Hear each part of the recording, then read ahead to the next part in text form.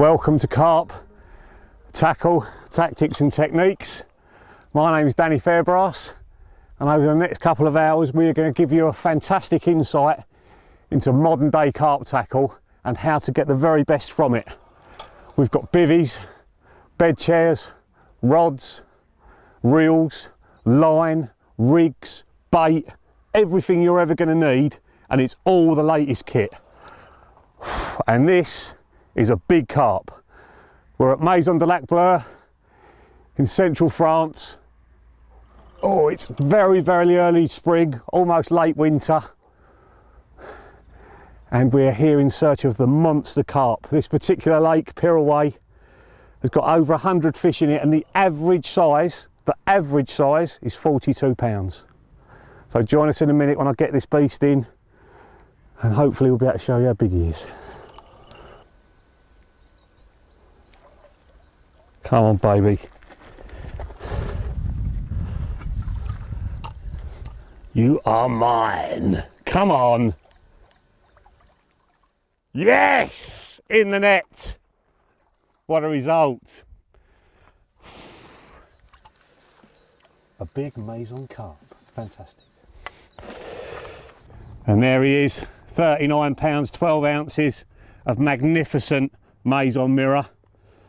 Oh. Let's get this fella back and then start on that tackle. Oh, what a beast. The name Tracker is now synonymous with high quality bivvies, and I think Chris Manifold, the designer of these, needs to get a medal for services to carp fishing for the Armadillo and for the Pioneer that we're going to show you later in the film. And it's no surprise that you'll see one of these in the background on all the filming that I do on Thinking Tackle and the underwater programs, because I genuinely believe it's the best bivvy on the market. So in a minute we're going to show you just how quickly one of these goes up, all the unique features and all the bivvies in the range, because there's quite a few of these now, and after that we're going to look at the Pioneer. The first thing, and it is only a small thing, but it makes a big difference, it comes in a bag big enough for the actual bivvy to go back in it. There's nothing worse than trying to roll the bivvy up and try and get it back in a bag that's slightly too small. So big protective bag. Because the ground sheet's exactly the same size as the bivvy, you can lay it out in your swim first, get it facing the way you want it to be facing, and then the bivvy goes straight on top of it so it doesn't get muddy. When you lay the ground sheet down, make sure all these connections are on the underside of it. It's a high quality ground sheet that you get with a Mark II, and to get it in the right position you want the Tracker label at the front, that's where the door is going to be, and you can position it in your swim to exactly the angle you want the bivvy, because it's exactly the same size as the bivvy, and then lay your bivvy on top of it so it doesn't get dirty when you're setting it up. So just unfold the arms from the inside out, like that.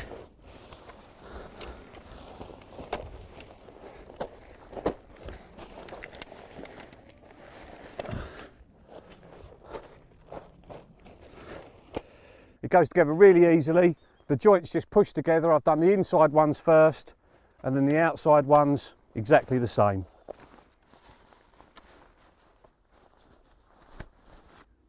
So I've clipped in at the other end first, and I'll show you how you do it. Literally pick it up from underneath, put tension on the bivvy, clip it under that ring. That's it. That's now under tension. All the Tracker bivvies come with really high quality pegs, which is a refreshing change. There's nothing worse than buying an expensive bivvy and getting a little bit of bent wire to put it down with. So if all you need to do is grab the back ring underneath the ground sheet and the back ring on the back of the bivvy and literally just peg that down. And then you do the second pegging point at the back of the bivvy, and now you're going to see just how quickly it goes up. And this is the beauty of the Armadillo system. Put your pegs in the front two eyelets and up she goes.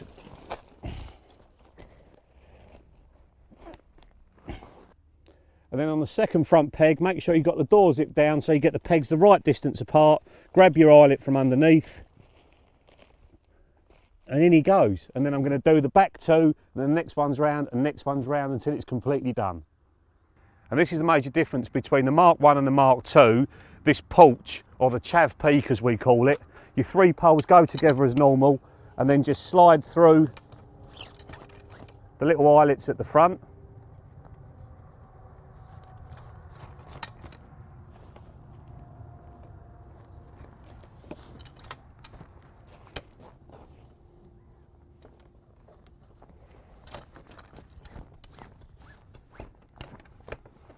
and then they just push into these two male pieces at the end.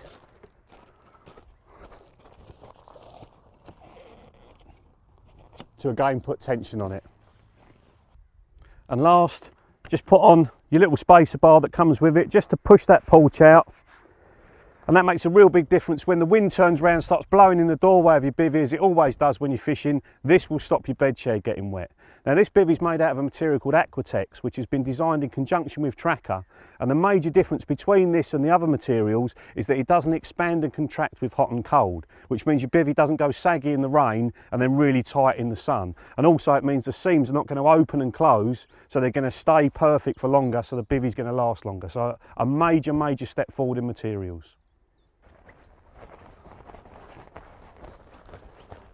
And this is my claim to fame to do with the Tracker Armadillo. I asked the guys to put these clipping points a little bit higher on the door so it's not hanging down in front of you when you're looking out on the lake. And the difference between this one and the old Mark II are these mozzie panels on the side panels here. Really good for ventilation, obviously stops the mozzies getting through in the summer. If they're really bad, you can have the door zipped down and the mozzie panel open on that as well, and you can still see the lake. And I find if it's pouring with rain, these panels don't really let the rain through that much. It will drip in a little bit, but when it's absolutely lashing down and you still want to be looking at the lake, that's what you want to be using. An optional extra to this system that I use all the time are these spacer bars, and they make the bivvy even more secure. Not that it's actually needed, but it just makes it all nice and tight. And I've fished with these in anything from no wind to a proper full 7 on a great big pit like Chantico in France, and the bivvy has stayed put the whole time. And the nice thing about these is in the daytime when it's sunny like this, I'll take them off other than the bottom one and have the bivvy right down, so it's folded completely back, so I'm in the open air, airs the bivvy out, you can see more of the lake, and then when it comes to the evening I'll just put them back on again and the bivvy's up again. So really versatile. They weigh nothing and go on just like that. So that's the Mark II. There are several other bivvies in the range. Let's go and have a look at those. This is the Mark III Armadillo, or Trident as it's called, and it's got quite a few different features to the Mark II. The first of these is the chav peak that stops the rain coming in. This will completely zip off if you want it to. And also these side panels, you can roll them back and fish with them rolled back just like a Mark II, or you can completely zip them off, so you've got a completely open front. One of the other differences is it's only got 3 poles rather than 5, so it packs down into a much longer, slimmer bundle, so it'll go into a quiver. And it also gives a nice curve to the bivvy and keeps it nice and low. So if you're into low bivvies, this is the one for you. Now this is only available in 1 man, unlike the Mark II which you can get in 2 man. This will only come in 1 man, but the Mark II wraps will go on it. So a 1 man Mark II wrap will take it to there, and you can even get an extended 1 man Mark II wrap which takes it out to here. So you can turn it from a 1 man bivvy into 2 man bivvy if you're going with a mate just for a couple of nights. So this is probably the most versatile one in the range. It's the top end bivvy. If you can spare no expense, this is the one to have. So let's have a look at a few of the others in the range. And if you're on a real tight budget or you're only doing nights in the summer, this has got to be the bivvy for you. It's called the A-Light, and as the name suggests, it's very lightweight. It's 3 poles just like the Trident, so it goes up really easily, and it comes with a lightweight ground sheet, which to be honest I wouldn't use. I'd just use a tensioning strap. That's exactly what I do on my Mark II, and to be honest, if I knew this was in the range before I got the Mark II, I probably would have got this one instead. The flaps come down at the front to keep it all tense, and then you get spacer bars as well to make it even more rigid, so if you want you can roll those back so you get a full view of the lake. So if you're just doing overnighters, this has got to be the one. And last, and by no means least, it's the Ultralight Pioneer. This is another Chris Manifold creation. It's basically a brolly and the bivvy combined, but without the inner spokes of the brolly, so you've got a massive area inside it. And the major bonus of this is how quickly it goes up. Literally you just fan it out on the high quality ground sheet, put the 2 poles in, pull them together, it's up. So if it's pouring rain when you get to the lake, your shelter is up in seconds. And there's loads of different options of how to fish it. You can fish it with the infield panel that just zips on and off, and you've got mozzie bits there as well, so you can still see the lake if it's red hot and there's loads of mozzies about. And then if you want, you can zip the whole thing off, take the poles off. If there's not a breath of wind like we've got today, you can see the whole lake through it, and you don't even need the poles to hold it up. Now, if you don't want the all singing or dancing, which is this one with the poles and everything included, you can get the specimen version. It goes up in exactly the same way. It's the same bivvy. It's not using the Aquatex material, but it's still a waterproof, breathable material. You still get the infield panel with it. You just have to buy the poles separate. So if you're doing quick sessions, you're doing overnighters, a lot of the top boys, Tom Dove, Adam Penning, Ali Hamidi, they all use these in England. If they're just doing overnighters, it's up in seconds and you're angling. Now that we've looked at bivvies, we're going to look at bed chairs, and this is the Daiwa Infinity version. First of all, it's got an integrated pillow, which means you don't have to take your own one with you. It's in a lovely carpy green colour, and it's an anti-rip material, so it's going to last a long time. It's got 3 legs, and when I'm fishing 3 legs, I have the third one set so it's nice and flat for sleeping, so I don't actually use the ratchet. I only use that when the back of it's up and I'm using it as a chair. It's got nice padding over that as well, so you don't hurt yourself in the night. And also that nice little feature there for keeping your personal belongings like your glasses and stuff in. You'll see it's very, very low to the ground. It's got special legs to keep it really, really low, and it's got mud feet on it as well. And having a low bed chair means you can see out your bivvy a little bit better. It's very wide, but this is the beauty of it. It's very, very light as well, because the whole framework is made of aluminium, so a superb product. And these are the bed chairs that are available from Tracker. This is the 3-leg version. It's got the integrated pillow, very, very hard wearing material. It's got the lovely bit of padding all around the outside so you don't rub against the ratchet in the night. It's also extremely low to the ground, and it's also got a nylon front to it, so if you get your muddy boots on there, you can wash it straight off. And it's also very, very lightweight. There's a 2-leg version in the range as well, which is ever so slightly heavier, and it doesn't have the pillow, but that's reflected in the cheaper price. And all 3 bed chairs represent excellent value for money. There's nothing worse than being cold when you're fishing, but Tracker have got that covered. This is the Big Snooze. Believe it or not, it's the cheapest one in the range, and it's still got a lovely fleece inner to it. It's got quite a nice loft on it. It's probably a 3 to 4 season bag, and if you use one of their bed chair covers over the top of it, you could use it in winter as well. It's got what we call crash zips, fast release zips, so when you want to burst out of it, you can get straight out of the bag. And it's got on the top of it and the bottom, it goes around the top and bottom of the bed chair, and it's got a strap in the middle so it stays put when you get out of the bag. And next up is the legendary Big Z. You can see straight away this is a 5 season bag. The loft of that bag, that's how much air the material inside traps, is huge. That's going to keep you warm whatever the weather. This is the Realtree version for all you camouflage nutters out there. There's a normal green version as well. It's got the same bust open zips. It's got the same hood on the back and the front to keep it on the bed chair, and the strap in between. And if you want to go absolutely mental, you can put a Realtree cover over the top of it as well and keep it 100% waterproof too. And I use those covers all the time because when it's pouring with rain and you get out the rain into your bivvy and sit on your bed chair, the water will go straight through it. So if you use a waterproof cover, it will save that happening. And last and by no means least, it's the top of the range. It's the new Armotech sleeping bag, and that takes its name from this covering. It's fully waterproof, fully breathable, and it'll even wick the sweat away from your body if you get too hot in the bag. And that's coupled with the latest thermal lining to hold in as much heat as possible. So this is definitely a 5 season bag. It's got the same hood on either end to hold it on the bed chair, and the strap in the middle, and you can even get a cover to go on top of this to turn it into a 6 season bag. So if you want to sleep out in the open like some nutters do, this is the one for you. This one comes in its own waterproof bag because it is the top of the range, and the other 2 come in stuff sacks. And I've used Tracker sleeping bags for the last few winters and they haven't left me wanting.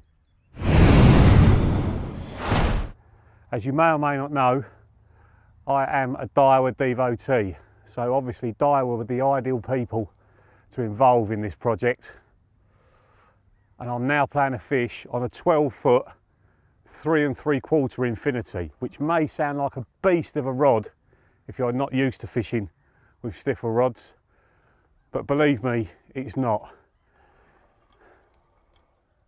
It casts an extremely long way, but it's still got quite a soft tip, and I actually prefer to use a stiffer rod if I can, because there's always something left in the rod for you. If you use a very, very light rod, the rod's bending all the way through to almost the handle, and you're not putting any extra power on the fish. Here, I'm just bending the tip section of the rod, and if I want to give it more, I will do. And when I've got this beast in, we're going to have a look at the Infinities. I'm going to show you all the different features that make them probably, in my opinion, the best rod on the market. People often ask me, when are Calder going to do rods? And my standard response is, when Calder can make a rod better than Daiwa can make a rod, we're going to do rods, which effectively means we're never going to do rods. I'm an Infinity X fan, as you probably already know, and what we're going to do in a minute is go through the entire Daiwa range, because there's rods to suit every budget. Now, a lot of people say, oh, Daiwa rods are too thick at the butt, you know, they don't suit my fishing, they're too stiff. Well, you've just seen a fish being played on a 12-foot 3 3/4 rod, and you saw it was very forgiving under the tip. So we're going to talk you through how to play fish as well and give you some casting techniques. I'm now going to buzz this rod out 120 yards. It's 16-pound Pro Clear line straight through. I've got a 3-ounce lead on and a little stick and a flying back lead, and it's going to go out there and hit the clip with ease. So watch this go out there, and then let's have a look at the range.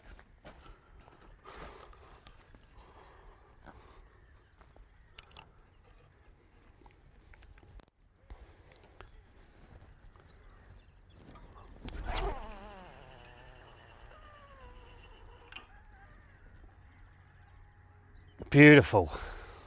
So this is the range of Daiwa top end stuff, and I'll start off with my favourite. That is the Infinity Advanced Magnum Taper, the real fast taper rod. And fast taper basically means that when it bends, it goes back straight again really quickly. So the line shoots through the rod with less resistance, and that's what makes it cast further. And the thing about all Daiwa rods, they're very light in the tip, and that doesn't mean they're soft, it means there's no weight in it. So when you're holding the rod up, it doesn't feel any weight, and that's my criticism of other rods, is when you pick them up, they feel heavy in the tip. The heavier something is in the tip, the harder it is to move through the air. So these make long distance casting that little bit easier. So if we go down the rod from the butt first, I've had a hand in actually redesigning these, and what we've done first of all, on the end cap, we've got a lovely little Daiwa motif in a stainless end cap, and then down from there you've got a much slimmer Duplon handle that's just curved out slightly, so your hand goes round that, really lovely. And also the handles are longer than most factory built rods, and the reason for that is the longer the handle within reason, the easier it is to move the tip of the rod and the further you're going to cast. If your rods have got little tiny short handles on them, it's going to make it harder to cast a long way. Going up to the reel seat, that's a special Daiwa moulded reel seat in a matte finish. Looks really lovely on it, and a tiny little Infinity logo. What we've tried to do with these is take everything down so it looks more and more like a custom built rod. And then going up to the butt eye, that's unique to Daiwa as well. That's a high standoff ring, so it's a long way away from the blank. And what that does is it keeps the line away from the blank, so you don't get line slap on the blank, and if the blank's wet, it stops the line sticking to the blank as well. And the first eye on the tip section is also a high standoff ring, and then it goes down to normal single legs, and that's something else that we've kept on these rods, a single legs on the tip section of the rod. That makes the tip section lighter, and again makes it easy to cast a long way.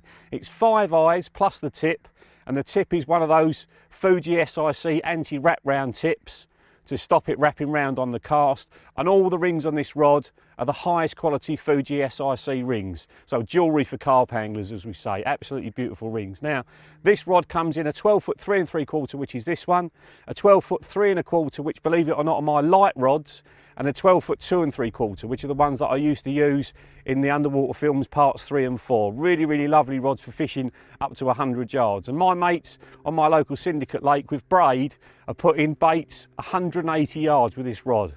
So a superb casting rod. Then down onto the reel, that is the Rolls Royce of carp reels. That's a Bezier, top of the range surf casting reel that, again, Damien and myself have redesigned for the carp fishing market. If you're paying a lot of money for a reel, you've got to have a wooden handle on it. And we've taken all the fancy writing off of it and just put a few little carp touches on there. And one of the major things about this reel, you've got a quick drag spool.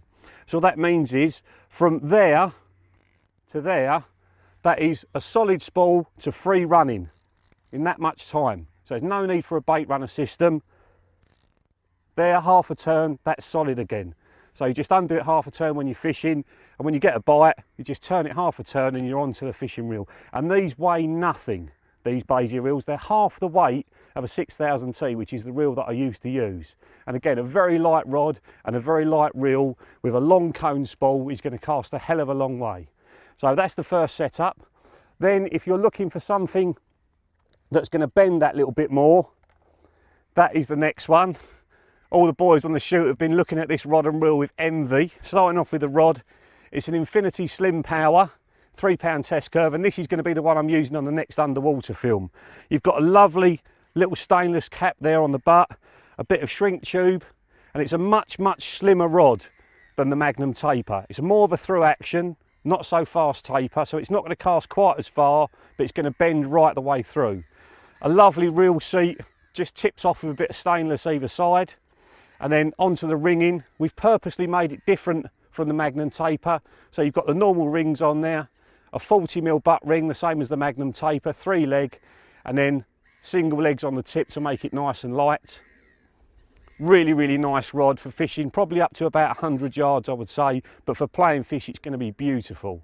And then down onto the reel, well, that is a bit sexy. That looks like a Bezier and an SS3000 have formed some sort of futuristic love child. Look at that. That's a tournament ISO. That's available in a 5000 or a 5.5. The only difference is the depth of the spool. Very lightweight and just looks absolutely gorgeous. So that's the next one down. And then next up is the longbow. And believe it or not, this is about 1/3 of the price of an Infinity and still a very good casting rod. Now this is available in 3.5, 3.25, 3 pounds, 2 3/4 and 2.5 pound test curve. So whatever your type of fishing, one of these will suit. And Damien and myself again have redesigned these to make them look more like a custom built blank. So we've kept everything down so that as minimum as possible, just a nice little bit of whipping on the end there and a little tiny butt cap. The little longbow logo, I don't know if you can see that. And then a moulded handle. And then again, 5 eyes and a tip, 40mm butt ring down to a 16mm tip ring. Really good recovery on these, and these are a favourite rod of Tom Dove, the young angler from the UK. He's got a set of Infinities and a set of these, and he uses these all the time because he likes them so much. And then going down to the reel, this is effectively my short range reel, believe it or not. These are my end toes that go on my 3.25 Infinities. Very lightweight, just like the ISO and the Bezier. Comes with different spools as well now. You can get quick drag spools for these. Beautiful reels, lovely clutch on them, and they look beautiful as well. And the last one is a longbow again, but on that I've got a Tournament 5000T, probably the longest serving and best selling carp reel on the market at the moment. That's Terry Hearn's favourite reel.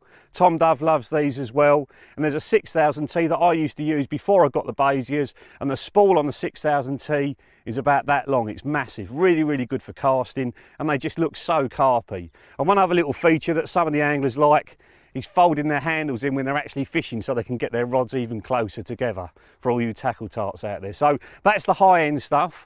That rod there, that Infinity, is actually one of my fishing rods, and as you can see I've only got 2 out at the moment, so I'm going to buzz that one out there and show you the other end of the range.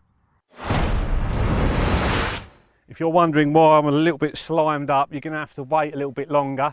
We've got a little surprise for you a bit later on. But moving on to the budget end of tackle, you guys are so lucky. If you're getting into carp fishing now, the real good quality gear is so cheap by comparison to when I started getting into it. A carbon rod, the cheapest one on the market, used to be 180 quid, and some of these are half that price or below. So if we look at this to start off with, it's the old faithful longbow. I'd definitely fish with these. If I didn't have Infinities, I'd be more than happy to have a set of 3 of those. And then moving on to the reels, that's an M-Cast Advanced 5000. There's 4 reels in that range. There's a 6000 and a 5.5, which are the same size with just different depths of spool. And this is the smaller one, really nice and neat. And there's a 4.5 as well with a smaller spool. This has got 10 ball bearings in it. You know, and it's a budget reel. It's quite incredible. A few years ago, the best quality reels only had 5 ball bearings, and these have got 10.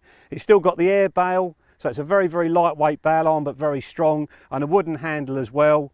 You know, and for all you tackle tarts out there, the handle will fold back so you can get your rods right next to each other. So really good quality, good line lay, excellent value for money.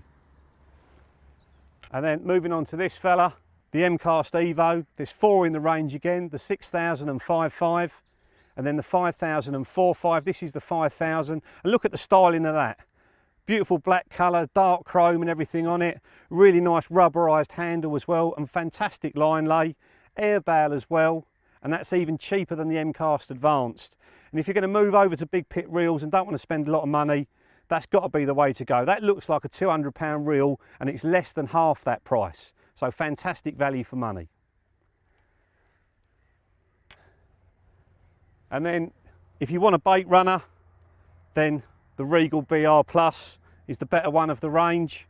More ball bearings, got 6 ball bearings in this one. Nice styling as well. And if you're just getting into carp fishing and you want a bait runner reel, I'd say that's a good one to go for. That comes in 4 different sizes.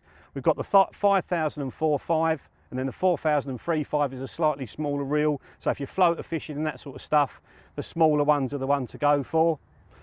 And then finally, we take you on to the ideal starter set. That's a Regal BRI reel. Really good value for money. That comes in 4 sizes, 2 larger ones, 2 smaller ones. Again, you could use those for floater fishing, the smaller ones. And the whisker rod, really nice styling for a low end rod. Nice bit of Duplon on the end, very subtle markings on it. A little tiny whisker logo there. This really does look like a custom built rod. Moulded handle, 5 eyes on the tip, just like all the others in the range. Really nice coning on the rings and good quality rings for the money as well. So if you were just getting into it, this would stand you in good stead for the first couple of years. This comes in 2.5, 2.75 and £3 test curve. You notice quite a few of the reels we put line on. There are 4 different lines in the Daiwa range. The classic sensor and sensor clear. That one's caught loads and loads of big fish. I think Lee Jackson had the record fish from England on that one. Very, very robust line, very, very good value for money. And then moving over to these other 2. Infinity Duo, that's IGFA rated, which basically means it won't break above the stated breaking strain. So if it says £14 or £12, that's the highest it will break at. So it's quite thin for the breaking strain. Most other lines are underrated, which means £10 breaks at 12 or 14, 12 might break at 15 or 16. And then you've got the Infinity HT, that's a much harder line than the Duo, so it won't cast quite as far, but it's got supreme knot strength. So if you're looking for knot strength and durability, that's the one for you. So now we've had a look at the rods and reels and lines, we're going to show you how to cast further. Casting a long way is all about having the right kit and using the right technique. We've showed you the kit, so this is the technique. And this is the thing that most people do wrong. They cast like this, and they're just casting just with their elbows. There's no body weight there, there's no power in it at all, and the rod's not going far through the power curve, which is 180 degrees, it's just going from there to there. In total contrast, if I extend that arm and then come down like that on my back foot to start off with, and then through the cast like that onto my front foot. Show you that again. From there through to there. That's using far more of the rod, far more of the power curve. So let's get a fishing rod and show you how it's done. Okay, so before I cast out, I'm just going to dip the tip in the water, just get the line wet and just lubricate the rings before I actually cast out. You want the drop on the rod, which is the distance from the tip of the rod to where the lead is, about half the distance of the rod. So roughly opposite the spigot of the rod, the join of the rod. Make sure your clutch is done up nice and tight. Bow arm open. And then grip the rod right at the end. That's another thing people do wrong, is they only grip the rod so far down, right at the end. The further apart your hands are, the easier it is to get the tip moving. So I'll just check the line's not tangled around the tip. Check behind me that there's nothing to get caught on. And out she goes. 120 yards with ease. When you're netting fish on your own, make sure that you pick the net up right at the very end when he's completely and utterly beaten. It's another very powerful maison mirror on the end here. By the look of him, he's an upper 30, which is a baby for this lake, but he's very, very welcome.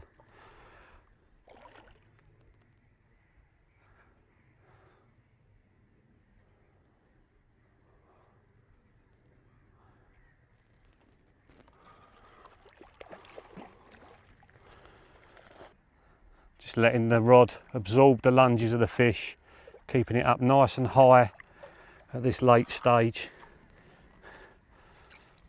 Just push the net out into the margins, sink him down and just be patient.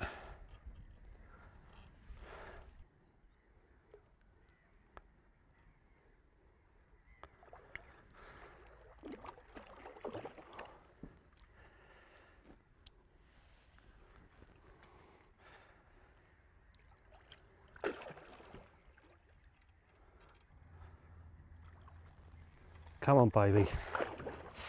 It's not ready yet.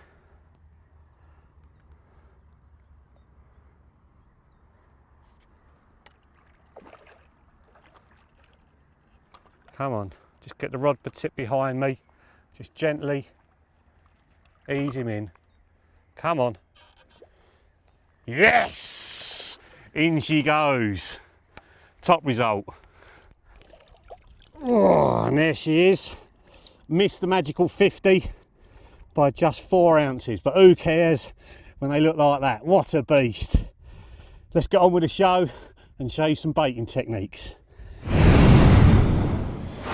The throwing stick is an extreme range baiting tool, and it does take a bit of getting used to, especially this curved design, but once you get it right, the boilies will go an extremely long way. So to talk you through the easy stick to start off with, it's very, very light. That's the most important thing, and that makes it much easier to move through the air. A long shaft with a J-shaped curve on the end, that's going to get the baits to lift. It actually causes backspin and the baits will lift in flight. And then a nice slim textured handle, long enough for 2 hands. I'm going to show you a single-handed technique and a double-handed technique as well. And to go through the stance, you want to have your weight on your back foot. I've got a boilie caddy round my waist so I can get into a rhythm. And just one boilie at a time to start off with. There we go. I'm just starting off on my back foot and then through onto my front foot. And the thing that most people do wrong with a curved stick, the baits end up in the edge because they're using their wrist all the time. You keep your wrist locked all the way through it and it's letting go there. And if you find you're chucking them into the edge, and when I'm teaching people to do this, they often do that, just aim at the trees above your spot. So don't aim at the marker float, aim high of it and they'll start to go out higher. And you know you're getting it right when the boilies start to lift in flight.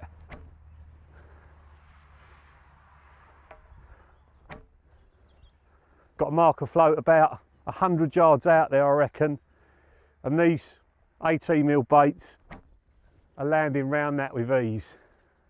This is the reason for having a boilie caddy on. You don't have to keep bending down, you get into a rhythm. It's impossible to use a throwing stick and get really tight baiting, but if you're fishing with boilies, you want a nice spread of bait so the fish are moving around between each bait. Another mistake people make is they come across their body like that and then the baits scoot off to the side. You've got to come straight up and straight down, and just like golf, get it to go straight before you get it to go long. If they're going straight, just work on your distance and you'll get further and further and further. Right, now the two-handed approach, literally exactly the same. It's more like a cast using one of these curved sticks. And what that does is it spreads the load over 2 arms and you can put more pressure into it. This is the Frank Warwick way of doing it. The more baits you do, the more you get into it and the further they'll start to go. And if your baits split out the end of the stick, you need to be drying them out for a couple of days before you use them, and then they'll go out lovely. Practice makes perfect. In my opinion, using the marker float is an absolutely vital part of modern day carp fishing. One, it helps you map out the features in your swim so you know where to put a bait, and two, it gives you something to aim at once you've found those features. So I'm going to talk you through my marker float setup. First of all, the reel. It's an Infinity X bait runner reel. Bit extravagant for a marker reel because it's top of the range, a fantastic fishing reel to be honest, but the reason I'm using it, it's got a great big spool so the line comes effortlessly off of it, and also it's got a bait runner system on it as well, so when the marker float's out there I can easily let the line off to find the depth of water. It's loaded with 20-pound tournament braid, and that's another key thing. You need to be using braided reel line on your marker reels because there's no stretching braid, so as you pull the lead along the bottom, what the lead bounces over is going to vibrate better down the braid and give you a better idea of what's out there. And that's tied to a 30-pound Calder Armour called leader, and that's just to take the force of the cast. Again, braid, so you're not taking away any of the feeling whatsoever. And the rod is one of my infinities, a 12-foot 3 3/4 infinity. Again, you might think a bit extravagant to have such an expensive rod as a marker rod, but if you can't cast your marker float as far as you can cast your rigs, it limits your fishing. Because if you can't get the float right the way out there, you can't see what's at the end of your casting range. So always have the best casting rod you've got as your marker rod. Even if it's not an expensive one, have a 3.5 or even a 4 pound test curve rod as your marker rod, because the stiffer rod's going to cast further and it's going to help you to feel more down the line. And moving over to the marker float setup itself, it's the new drop zone marker float from Calder, and the thing that makes it different from all other floats, it's very, very buoyant, it flies really well, and it's got high vis vanes on the top of it. This is the orange one. You get an orange and black in a pack, or a yellow and black in a pack. There's nothing worse than when you get that float a long way out, you find a really sexy spot. Either the float won't come up because it's not buoyant enough, or when it does come up you can't see it in the ripple, and that will combat all of those problems.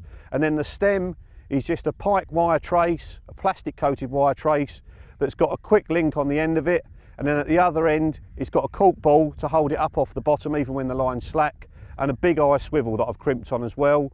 And I've got a 3-ounce flat pair swivel on there, and it's a flat lead on purpose because more of that lead's going to be touching the bottom, so it's going to put more vibrations back down the line and tell me what's out there. So I'm going to whack that out and we'll see how to use a marker float.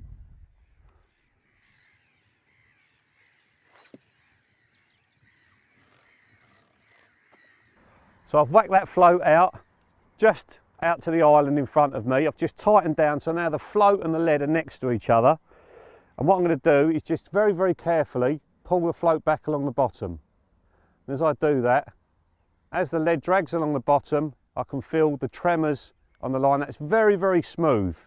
So that would suggest to me it's nice and clay out there on the bottom. Nice smooth clay. I'm going to do the same thing again, just pull it back a little bit more. Again, very, very smooth, not much resistance, so it's pulling across something smooth like clay. Now I'm going to wind back down, so I'm pointing the rod at the float, and then I'm going to engage the bait runner system. So the reel's now gone onto a free spool reel, and then I'm just going to pull a foot of line off, and I know that from here to extending my hand is roughly a foot of line. So that's 1, 2, 3, 4, and the float's up. So I've got a 6-inch long float, a 6-inch tail, so 4 plus the extra foot, that's 5 foot deep there. So I'm just going to wind the reel to disengage the bait runner. I've pulled the float down to the bottom, and then very, very carefully I'm just pulling him along the bottom again, and just again feels very, very smooth, hardly any resistance, and there's clay in the margin, so I know pretty much it's clay out there. So I'm going to wind the slack up, so I'm pointing at the float again, engage the bait runner. If you're just using a reel like the M-Cast Evo, you'd undo the clutch and then just pull the line off from there. So again, 1, 2, 3, 3 and a bit. So 3.5 plus the foot for the tail and the float, that's 4.5 foot. So that's come up half a foot there. So I know between that island and where the float is now, there's a little gully, and that'd be a great place to put a bait, just at the bottom of that gully. So I'm going to wind now to disengage the bait runner, pull the float down to the bottom, and then very, very carefully just pull the float along the bottom again. Okay, and then wind the slack down. So I pulled that float back probably 6-8 foot now. Engage the bait runner. 1, 2, 3. Well, 3 1/4. So with the float and the stem, 4 1/4. So it's just come up a little tiny bit. And just as I pulled back there, I felt a little tap on the rod tip, which tells me there might be some stones out there, might be some gravel. So I'm just going to pull the float back down to the bottom and then pull it back.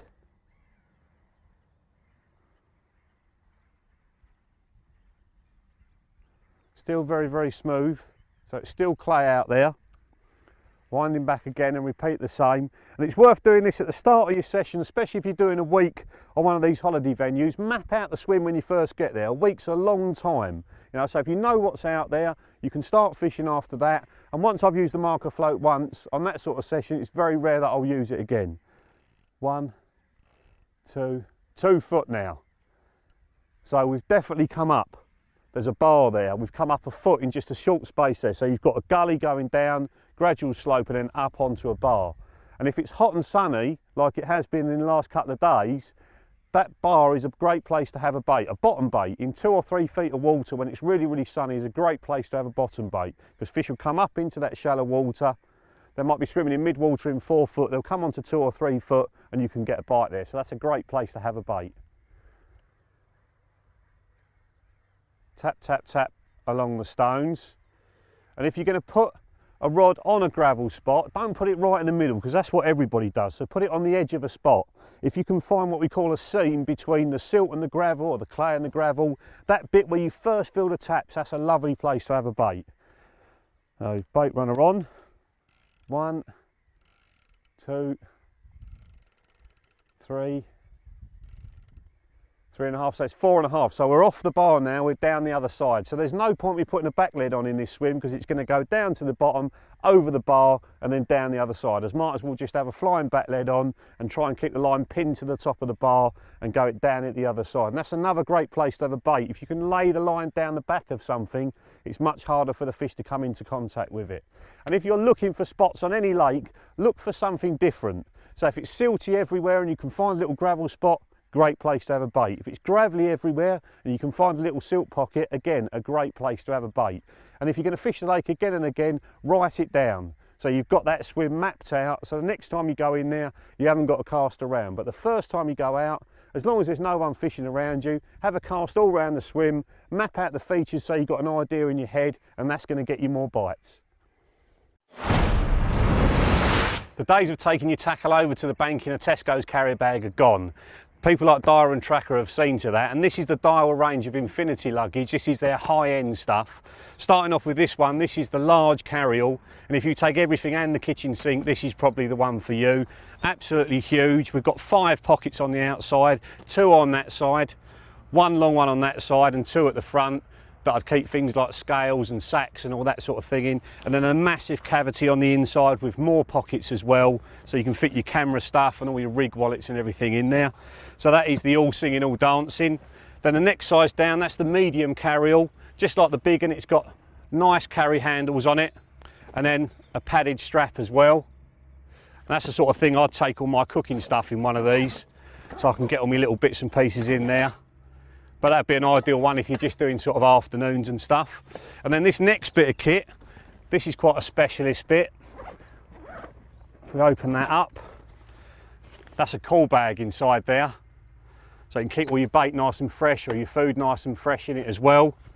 And it's got this handy little bit on the top to keep all your glugs and all that sort of thing. So that's a nice bait bag with loads of pockets on the outside as well.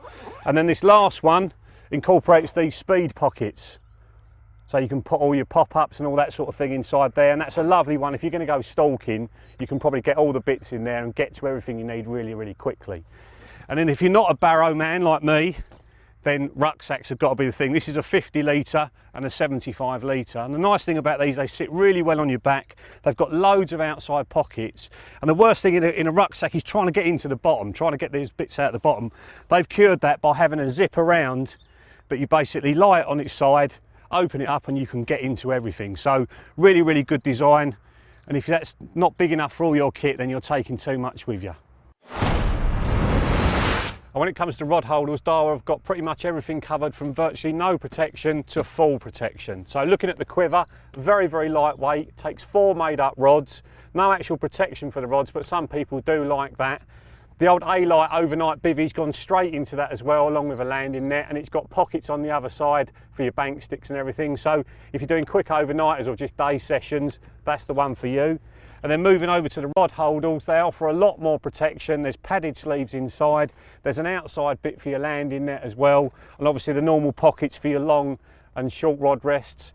And then moving over to this fella, this is the beast of all rod bags. It will take 6 rods made up. Very ingenious thing they've got here. I'll open that up for you.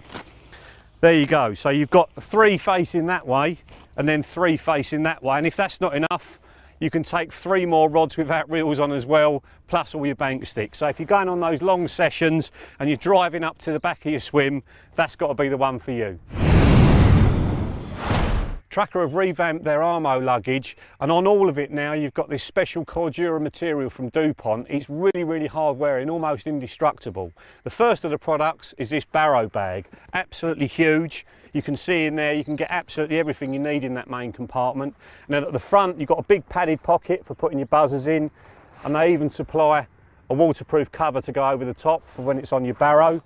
You've got padded pockets on the outside for all your bits and pieces, and then at the back you've got a wet pocket. So inside that there's another layer for putting all your sacks and your slings and your scales and everything like that, so if they're wet the water won't get through into the main compartment. And then to go with that you've got a bait bag for your frozen baits and your pop-ups, and there's a little thing on the front there for other bits and pieces. And then if that's not big enough for your bait, or you want to take food with you, then that's the one to use. Again, that's insulated and it's got another wet layer inside it, so if something spills it won't actually get into the bag itself. And then we're on to this fella, the Armo rucksack. Absolutely huge, loads and loads of compartments, loads of different zips for keeping all your different pieces separate. So if you just want to go to one bit, you know where that little thing is, you're straight onto it. And believe it or not, these two bags come with it. So you've got one that hangs underneath it and one that goes on top of it. In there I'd put my cooking stuff, and in there I've got bait and funnel web and all that sort of thing as well. You can wear the whole lot on your back, or you could break it up and put it on top of a barrow. So that's the new range of Armo luggage. Let's have a look at rod bags. There are two types of rod holder in the Armo range. This is the 5 rod hod, and the 5 rods go on the outside in 3/4 length sleeves, and then on the inside you can get a Pioneer Ultralight, an A-Light bivvy or a Trident, and then on the flip side of it you've got 2 different pockets for your long and short bank sticks. And then this is the 5 rod compact quiver. Now the 5 rods again go in these 3/4 length sleeves, which are really easy to get the rod into. They've got a zip all the way up the back, so it's really easy to get the rod in. And a really nice feature with this is I put my weighing handle down the spine of the centre to keep everything straight and rigid, because there's nothing worse than it flopping over when you're trying to get rods on it. And your landing net and everything goes on the inside there. And just as with the 5 rod hod, you've got 2 pockets on the other side, one to get your bank sticks in, and that one will take your weigh sling or longer sticks as well. So that's the Armo range. Now Tracker have got loads of other stuff in their range, like food bags and cutlery bags, which are really nice. So check out your local Tracker stockist for all of the range.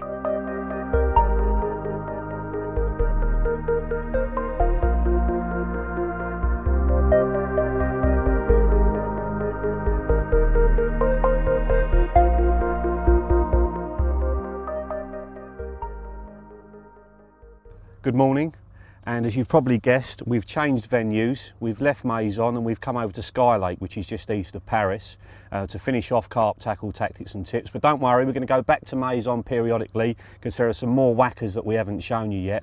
And while we're here at Sky, we're going to make one of our TV shows called Thinking Tackle for Sky Sports. And literally within an hour of getting here yesterday, one of the other guys who's just turned up for a week's fishing has had a 50-pounder, and an absolute stunning fish. And when you go up in the lodge and have a look at all the pictures of the fish in here, it's quite incredible. There's almost fully scaled in here. I think there's 15 to 20 50s in 16 acres, 3 60s and a 70, and a load of nuisance 30s and 40s as well. So if we're very lucky, we might get one of those on the bank for you as well. But for now, let's get on with bite indication. If you've seen any of the shows that I've done on Sky, or you've seen any of the writing that I've done in the magazines, you'll know that my fishing is extremely varied. I could be fishing anything from a little tiny 3-acre lake in Essex somewhere to a 10,000-acre reservoir in France where you're fishing out 300 metres and there's loads of drag on the line. And there's really only one buzzer that's going to cope with all those situations, and that is the Delkim. Now the Delkim has got a patented vibration system, so it doesn't work like most other buzzers that have got a roller. It's actually the line moving over a ceramic V that causes a vibration and makes the buzzer go off. The Delkim hasn't got any moving parts, and that's one of the reasons I moved over to it from a roller buzzer. I didn't know that was the reason at the time, but basically in a fishing situation I'd had some freaky weather, it had rained really hard, and then it went really cold and my roller buzzers froze. And then in the morning I got a take, and because the roller had frozen solid, I wasn't getting any bleeps on the buzzer at all. I still managed to get the fish in, but from then on I vowed I'd never have that situation happen to me again. So that's why I moved over to them. coupled with the fact I went fishing with a guy called Sean Harrison, who's a fantastic angler, and he was using Delkims and little tiny light bobbins, and he was getting indications that I simply wasn't getting, and that was the second reason for moving over to him. The range of sensitivity is huge, and a lot of people have said to me, oh, Delkims are too sensitive, but if you turn them down to the minimum sensitivity, you might need 2 inches of movement on the line to get one bleep. So when you're fishing in those really stormy conditions on the big venues, they're still not going off if you've got heavy enough bobbin. And then at the other end of the spectrum, you can use a little tiny light bobbin, have it on maximum sensitivity, and they go off on minute movements of the line. And they don't only indicate a run, they'll indicate how fast the fish is going. So basically, the faster it goes, the faster the buzzer will actually warble at you as well. And the other thing about a vibration system is if the fish is clever enough to pick the bait up, hook itself and not run, and you're getting any tremors down the line, the Delkim will carry on going off, where a roller buzzer would just stop. Delkim's been going over 30 years now, and any of you old school anglers will know that Del used to convert the heron buzzers and then went on to doing optonics, which eventually he wasn't allowed to do anymore, and that forced him to come up with this one, and thank God he did. Now, all the buzzers are designed, tested and made in the UK, and because it's a family run business, every single one is tested by hand. That means that they're able to give you a 2-year guarantee on the buzzer, and they've got fantastic after-sales service. So if anything ever goes wrong, which is highly unlikely, you can just send it back to them, they'll repair it in a couple of days and it'll get straight back to you, and nobody else can offer that sort of service. So let's have a look at the features that are common to all Delkims. First of all, the twin LEDs. Having them either side of the rod means whatever side you're sitting, you can still see the LED go off. They come in 6 different colours, they're extremely bright. I have yellow, green and red, which is quite unusual. Most people have the same colour in all their rods, but I like to know which one's going off in the night.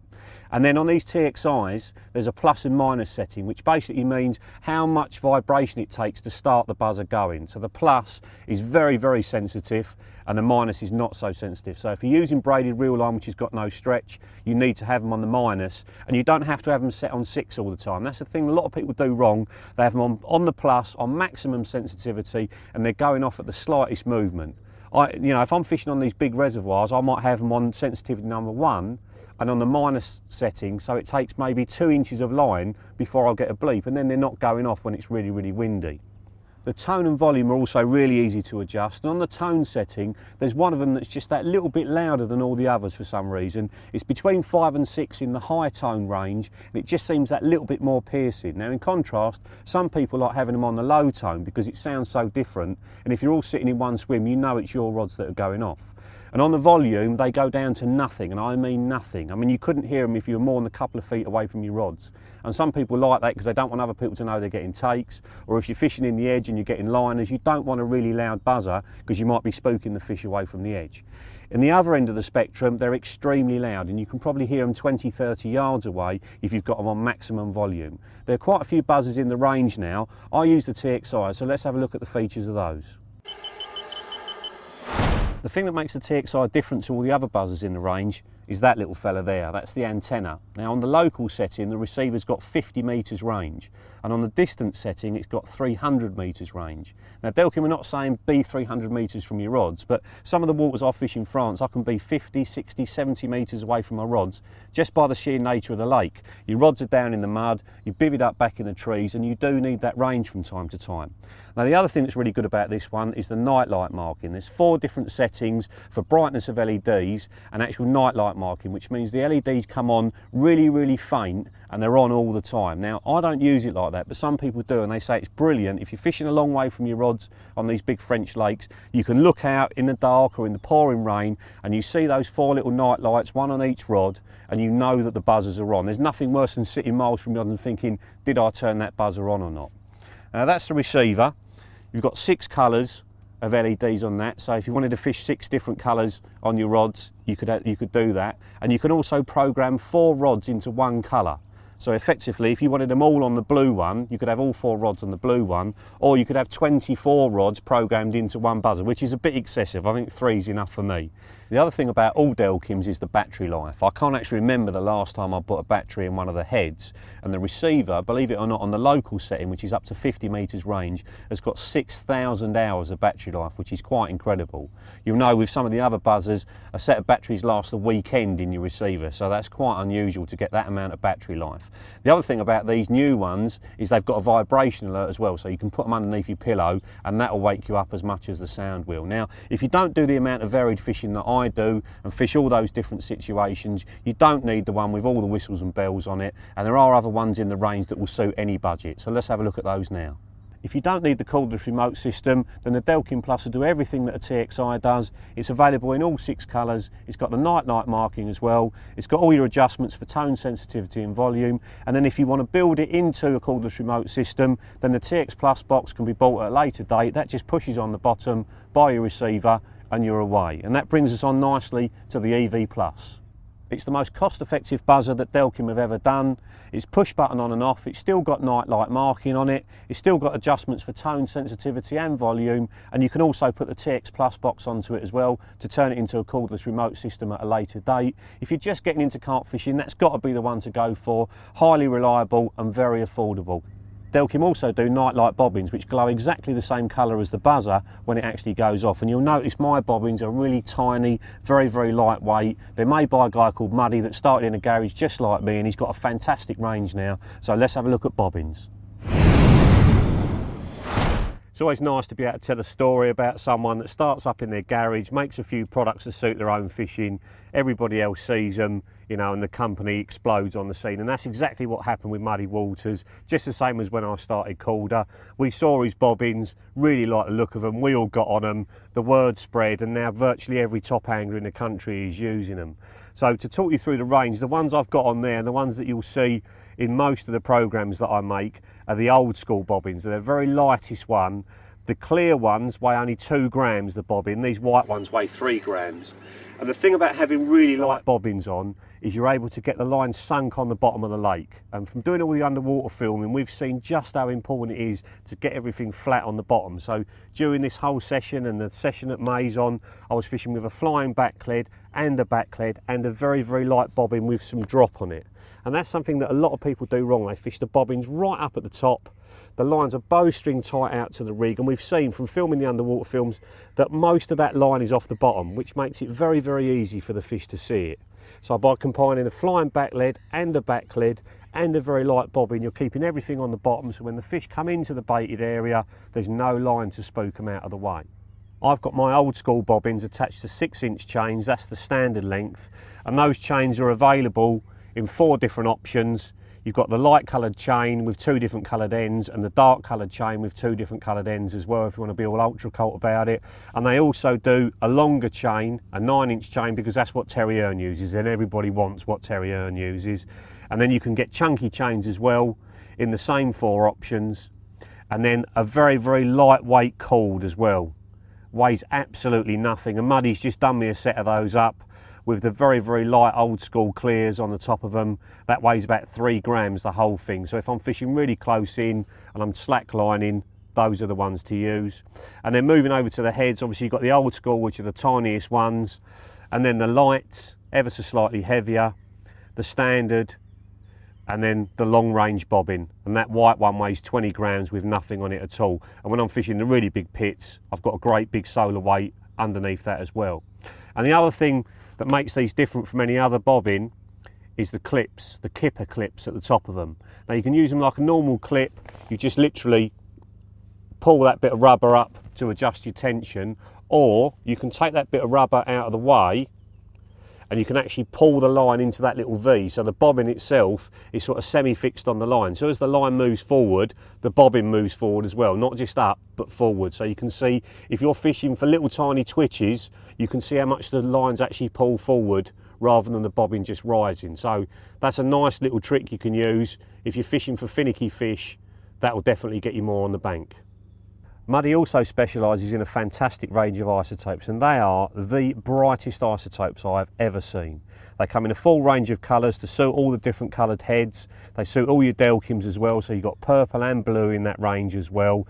And to go with it, he does baiting needles and nut drills that take isotopes as well, so you can find them in the dark. And if you fish these bobbins how I've suggested, and you just increase the size of the bobbin or the weight of the bobbin to suit the wind conditions and how far out you're fishing, you will never get another false bleep. I've crept over to Adam's swim, well, it's a swim now. It didn't used to be a swim. It used to be a hole in some bushes. But basically to pick his brains on long IQ hook links, because he's been using them to very good effect in the UK. First of all, mate, I wanted to know why you've changed over to such a long hook link, and why IQ as well. Well, I was just looking for an edge really, Dan. I was fishing down at Chilham last winter. I had a little bit of holiday to use up, and when I went down there, you know how busy and pressured it is. Yep. And you're always thinking of something different, aren't you, to try and get an edge. And with it being pressured and unusually gin clear, it went absolutely like tap water with some good weed growth.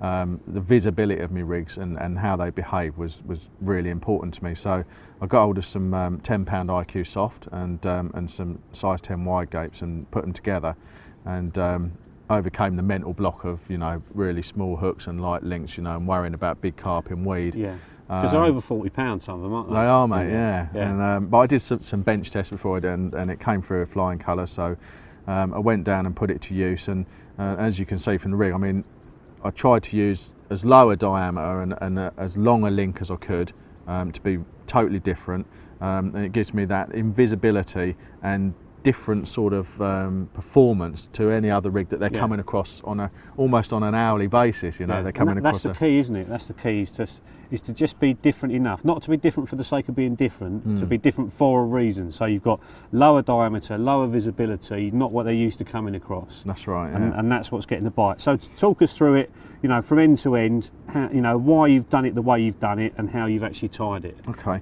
well, this is a boilie version, as you can see. I've got an 18mm bottom bait on there.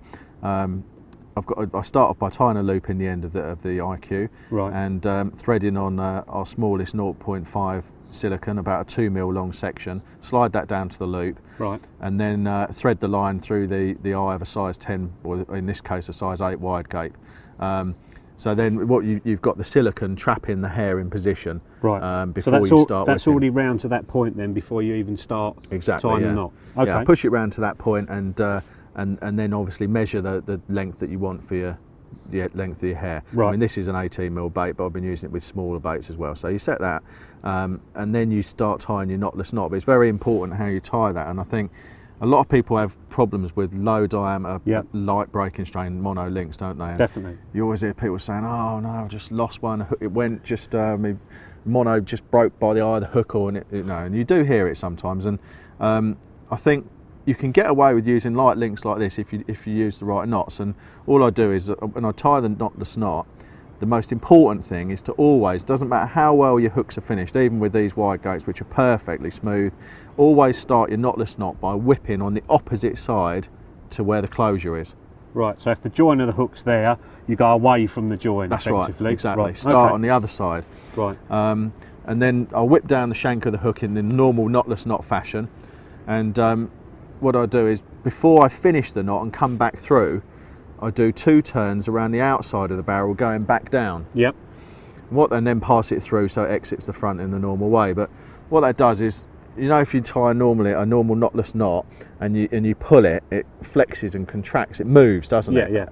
And I think what happens is, when you've got a long fight with a big fish, all the time that knot is moving across the eye of the hook, down turned eye, and I think that's probably what causes them to go. So these 2 turns around the outside, just those 2 turns there, actually lock the knot solid. Right, and so it can't do that. Exactly. Right, okay. So when you pull it, you'll see it does not move at all. Right. So those 2 things, I think, allow you to use 10, 12, low diameter links without any problems. Excellent. And now, to the untrained eye, that's a pop-up.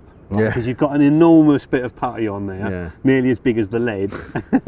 So it's not a pop-up. I know it's not a pop-up because I've seen you fishing. What is that bit of putty there for? Well, I started using it on a different rig, a short braided rig, back in Oxford a couple of years ago, and I started catching some tench and some big riggy carp that hadn't been caught for a long time, and I started using it just to try and pull the hook down and give a slightly different presentation, I suppose, and I still don't know why it works, but I know it does work. Right. And it now forms, whatever my bottom bait rigs are, I always have some on there just about 1.5 to 2 inches below the hook to pull it down, and to make it, I think it just makes it a little bit more difficult for them to deal with. Right.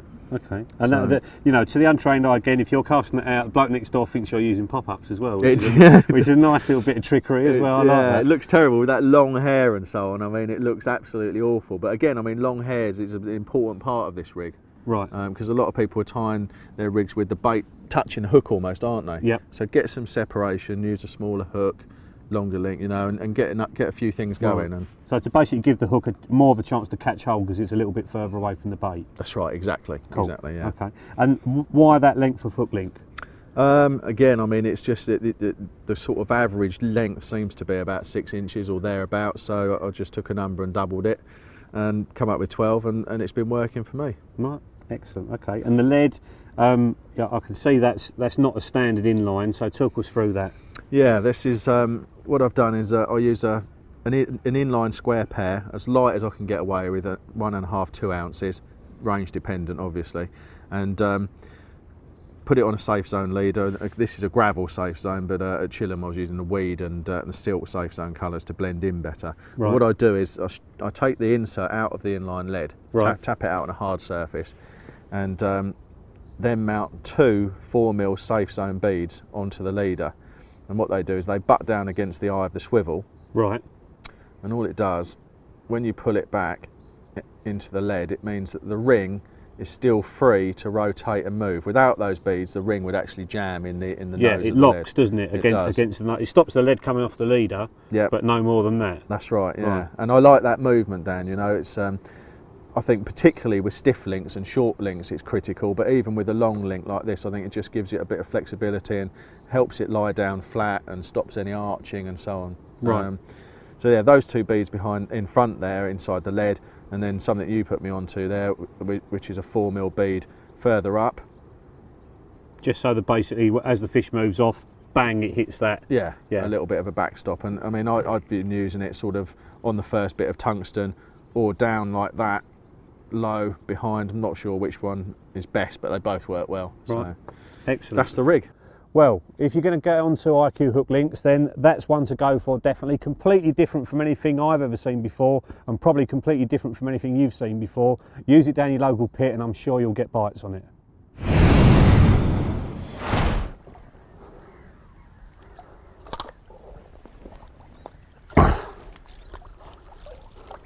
Come on, baby. Nailed that one. Gotcha!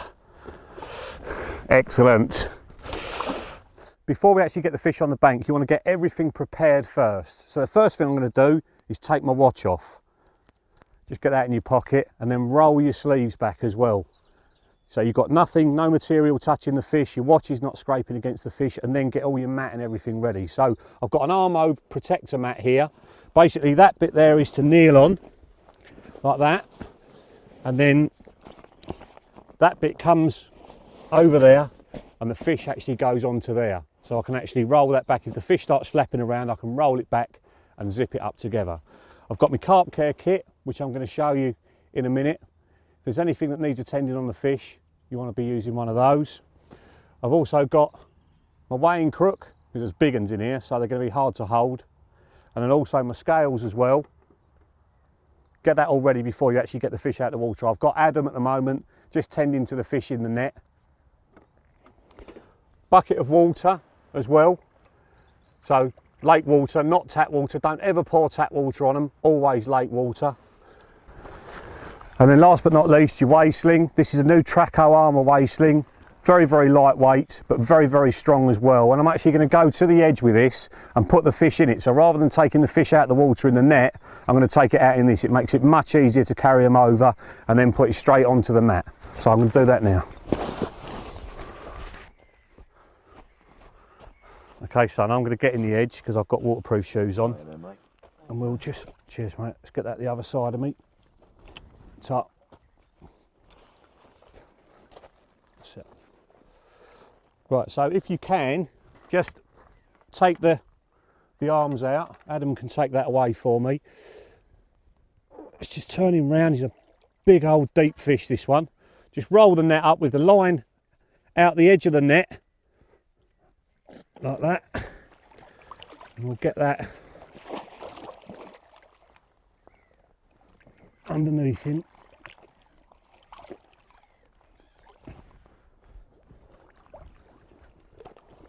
Cheers, mate. Wants to fight now. Put the arms in there as well. Yeah. Right yeah. Okay. Oh, it's heavy. Heavy one, mate.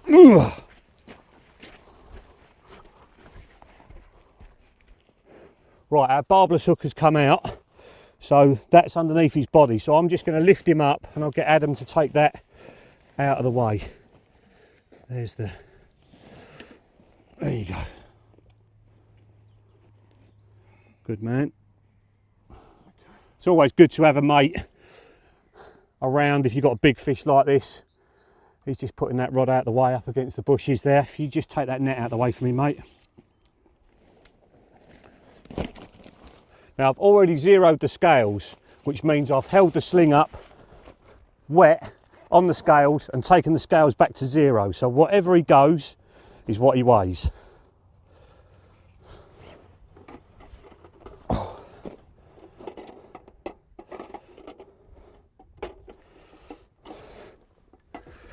Mate, you're going to have to tell me what he goes. Just using that just to lever up, just take the fish just off the mat. What is he, mate? Okay, he's going 37.6. 37.6. Oh, brilliant. Another below average carp from Amazon. It's mad, isn't it? Yeah. Absolutely mad. Right, we'll have a quick look at his mouth. See if there's any rips or tears, and then we can use the carp kit on that. Inside your carp care kit, you've got two different liquids. One that says body, and then one that says mouth. It's as simple as that. Get a few little cotton buds in there, and literally just squeeze a little bit onto the end. It's like a gel onto the end there, and just where the hook mark was, you just dab that in, and that'll actually stick to his skin and stop any risk of it going septic, because we want to catch these beasts again and again and again. Get that out of the way. Thank you, Mr. Penning. Really important to keep them wet all the time. Right, want to get the camera, let's do some pictures, shall we? Right, when you're lifting a fish up, if you get your fingers round that fin there and round his anal fin as well, and pick him up, try and keep him nice and straight. It's a particularly difficult one to carry, this one, because he's a funny old shape. See there how he's flicking backwards and forwards? I've just rolled him back onto my forearms. Remember, I've rolled them up. See, most people, they'd let go of them at this point. Just let them wriggle in your forearms, and then when he's calmed down a bit, you can hold him up nice and straight again. And Mr. Hamidi, oh, he's going to go again. As long as you keep him nice and low to the mat, if he wriggles like that and you roll him backwards, he'll be fine. Oh. Nice thing about these protector mats as well is they're full of polyballs, so the fish just sink into them. It's very difficult for them to wriggle off the mat. Oh, he's heavy.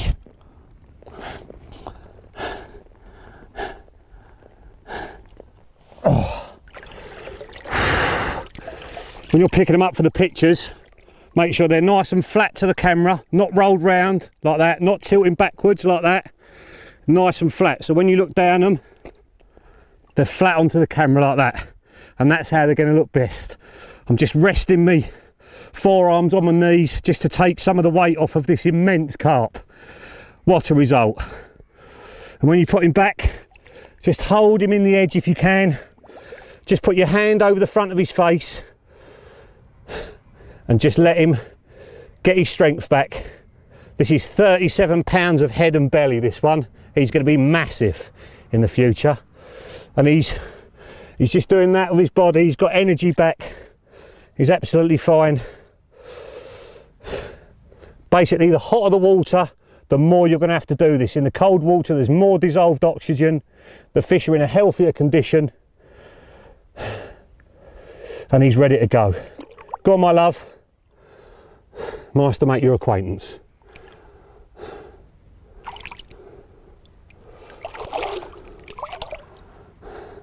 Pucker, that is fish care. I'm taking full advantage of this glorious spring weather we're having to talk you through the new Calder climate control suit. Now, first thing of all, it's 100% waterproof and 100% breathable, and there's nothing worse than wearing a suit where you're playing a fish and it's coming through and underneath you're wet anyway. And you'll notice during the film I'll be hoisting a few big uns up and you can see water being poured all over the trousers and it doesn't come through. So they're really good even if it's not raining to wear when you're doing your fish pictures. So to talk you through the features, we've got a nice wrap round Velcro bit at the bottom to bring them in nice and tight to stop them getting so muddy. There's a zip going all the way up to the knee so you can open them up and put them over the top of your Ski-Tex boots if that's the way you want to wear them. They're combat style so they don't look like normal fishing trousers, and they've got a nice pocket on each thigh for keeping your bits and pieces in. And then around here you've got a normal pocket, a lined pocket, and then a vent there, because when you're walking around in the suit you will get hot. If you leave the vent open, that's going to help some of the heat get out. And then onto the jacket, 3/4 length jacket, so it's got a good covering and it's got a zip that opens up at the bottom. That might seem like a little feature, but when you're sitting down, if that doesn't happen, all the jacket bunches up and it doesn't feel nice to sit down in. The zip itself has got Velcro all the way up it to keep the cold out when it's really, really cold. And then moving on to the pockets, they're side pockets rather than open at the top, because the ones open at the top fill up with water when you're standing out in the rain. So that's done on purpose. And then we've got 2 pockets on the inside there for keeping things like your Delkin receiver or your mobile phone in, and there's another pocket inside as well if you want to keep your phone nice and dry. And then we've got another pocket on the arm as well, because this is modelled on a mountaineering jacket, so you've got loads of different pockets for putting different pieces in. And then a nice high top on it, and then most importantly the hood. This is completely different from any hood on another fishing jacket because it's got a toggle at the back that you pull in so you can wear the hood like a peak cap. I've worn loads of hoods before that have got this metal rim on the front of them and they just fall down when you're playing a fish and you can't see what you're doing. This one, because of that little toggle, stays exactly where it is. It's got nice discreet logos on it, so if you're not a Calder devotee you can still wear it. And then last but no means least, you've got Velcro on the arms so that when you're playing a fish the water's not getting down into your arms. There's nothing worse than it dribbling down your arms when you're playing a fish. So that's all the features on the suit. I'm going to get out of this inclement weather. I've enlisted the help of my lovely assistant here, Adam Penning, to show you the Tracker clothing bundle. First of all, you get the salopettes in it, which undo all the way up to the top, so it's really easy to get them on over the top of your trousers. They're 100% waterproof. In it as well, you get a polo shirt, and inside that jacket is a zip-in fleece as well that you can see there. All for the money. You get a beanie hat with it as well, and a baseball cap. 100% waterproof, really good value for money, really popular with carp anglers. So just to prove to you that both these suits are 100% waterproof, we're going to toggle up.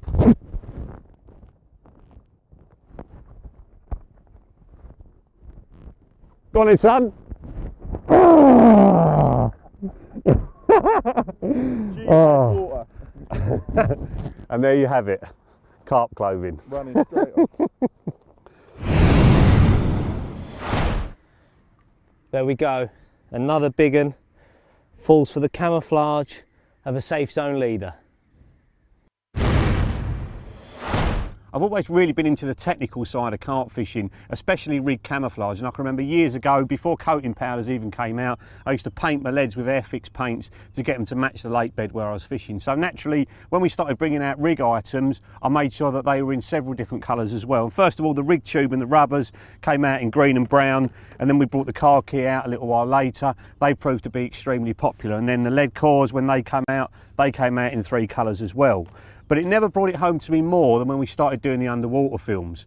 There you can see your very best rig just basically getting laughed at by the fish, and that's effectively forced us to get better and better at rig camouflage. And make no mistake, if the fish know they're being fished for, they are much harder to catch. And that's where safe zone came from. Basically, safe zone was like a buzzword for creating a safe area around your baited spot. So the rigs were blending in with the lake bed, so the fish just didn't know they were being fished for.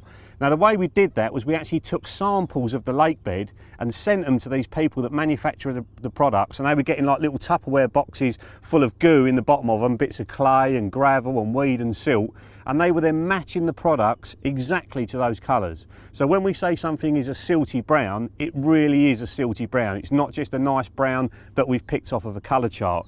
And the Safe Zone Leaders was probably the first of those products to be done in that way. So rather than sending us, like I say, a green, a brown, a khaki colour, they'd send us 6 of each colour, and I'd drop little pieces on top of a Tupperware box full of silt until I got exactly the right brown, and that became the silty brown. And then since then, any of the new products like the anti-tangle sleeves and the hybrid lead clips, they've been done to match those colours exactly as well. So anything that comes out in the range from now on will be available in all the colours to match all those ones already.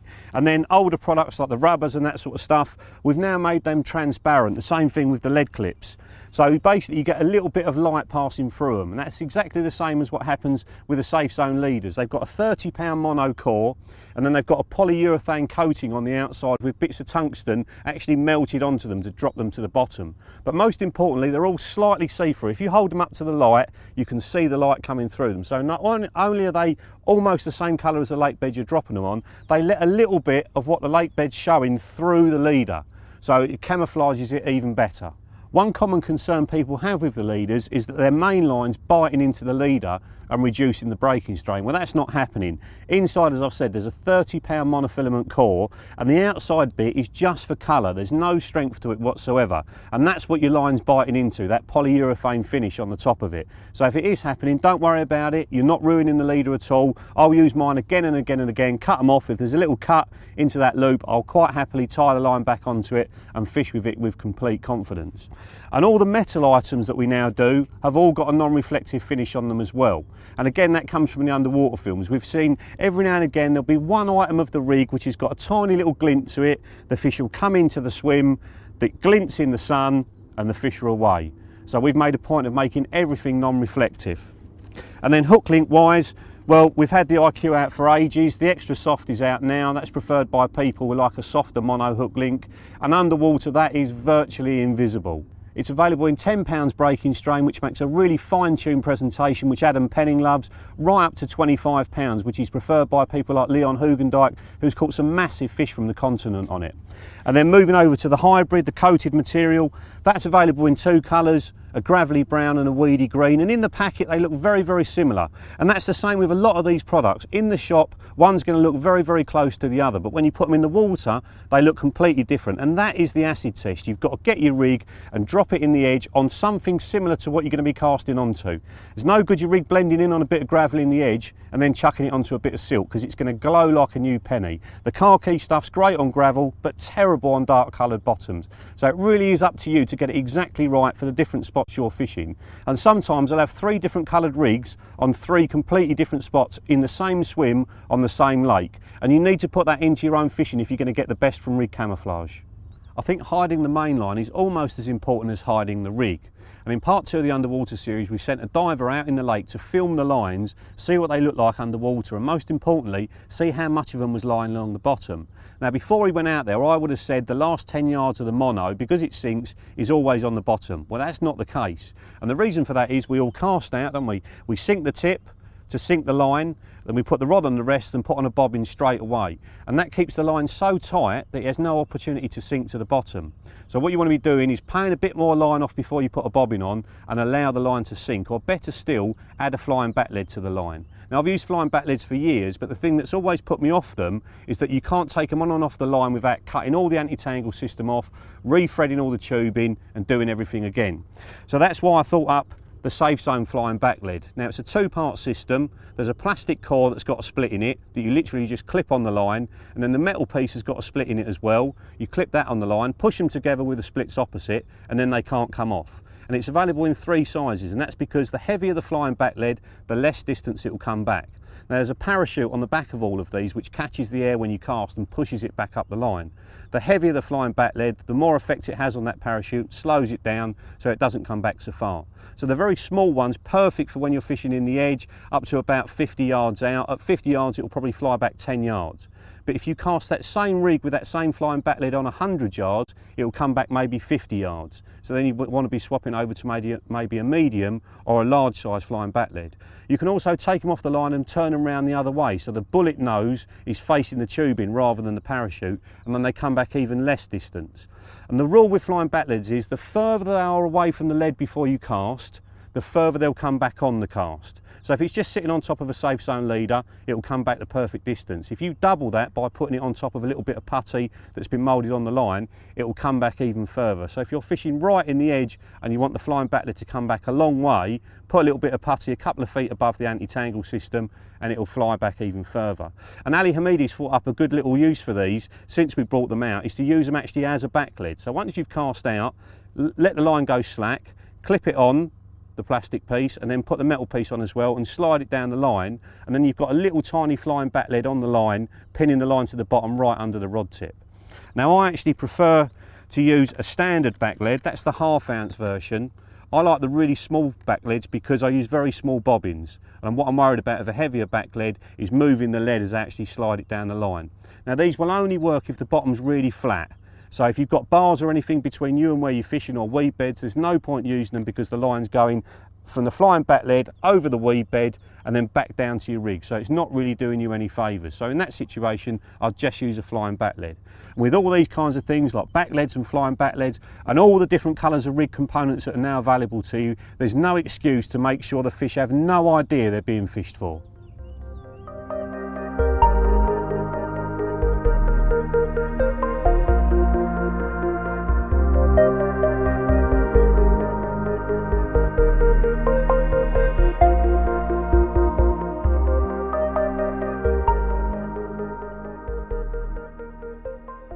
Well, the rod I'm using here is a Dyer Infinity 12-foot 3 1/4, and even with size 10 hooks and 10-pound hook links which I've got on, it's absorbing every lunge of the fish perfectly.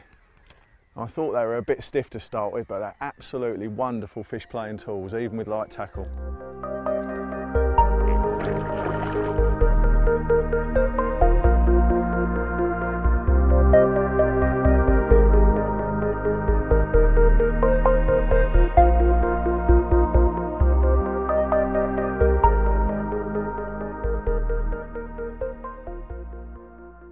Just to prove that small hooks can catch big carp, there you go, 37 pound of pure muscle on a size 10 wide gate B. So even a small barbless hook, more than capable of taming brutes like this. Hook choice is a very personal thing, and one pattern won't suit everybody and it won't suit every situation as well. So what I want to do now is talk you through the Calder range and explain the different features of each hook. Now, all the hooks in the range are Teflon coated, which means they don't reflect the light as much as a normal hook, so they're harder for the fish to see.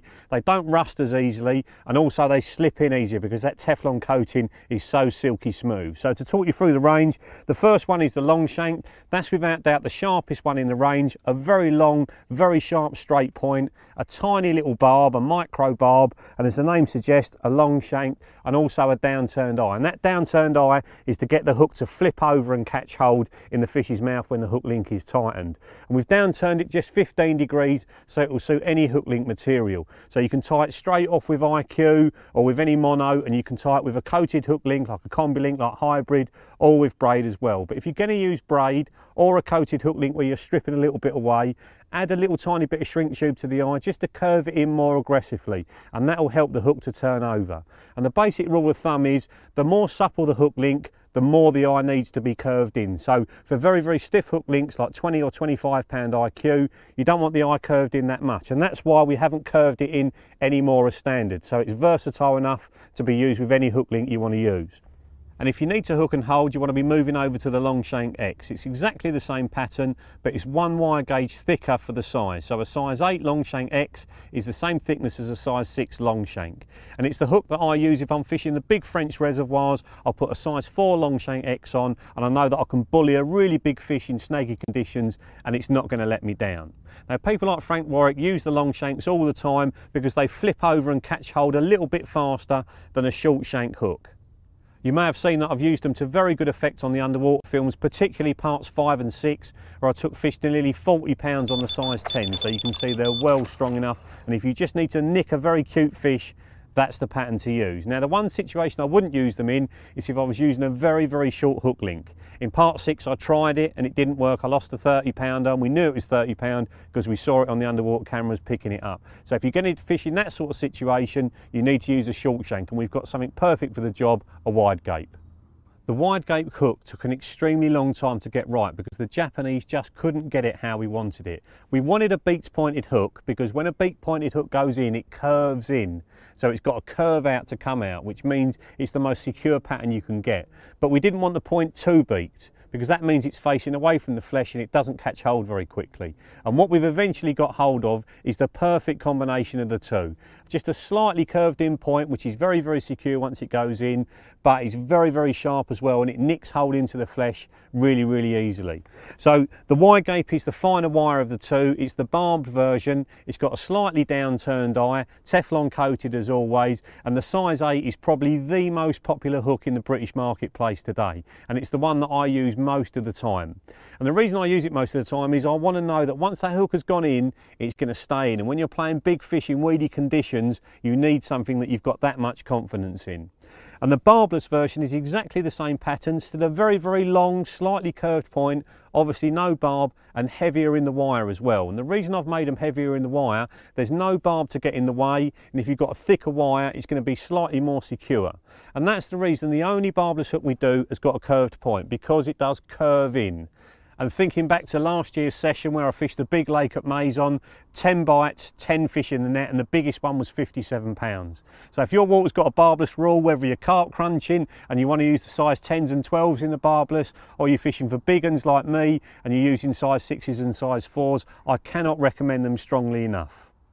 There is one situation where I wouldn't use a wide gape hook, and that's if I was using a very stiff mono hook link like 25 pounds IQ. If you tie the hook on with a knotless knot, because it's kicking out of the eye at such an acute angle, you've got a short shank hook, a curved in point and a curved in eye, it just closes the gape of the hook up, and there's nothing available for the hook to catch hold of because it's closed up so much. So in that situation, I'd swap over to a long shank. The underwater films have taught me that there is no substitute for a really, really sharp hook, and if I'm fishing for really big fish, every one I catch, I change the hook as a matter of course. But in between times, I'll always test the hook, and this is the way to do it. Literally the point facing towards your nail, you literally just dink it along your nail.